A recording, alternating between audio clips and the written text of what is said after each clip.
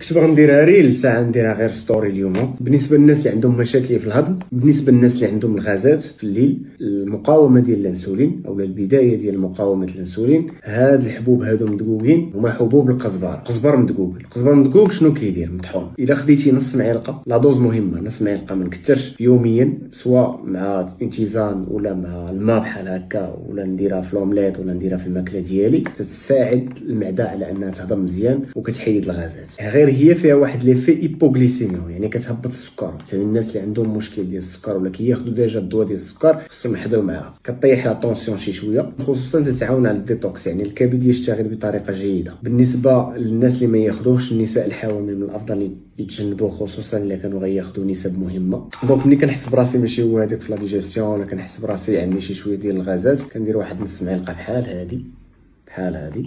بسم الله. ها انت راضي.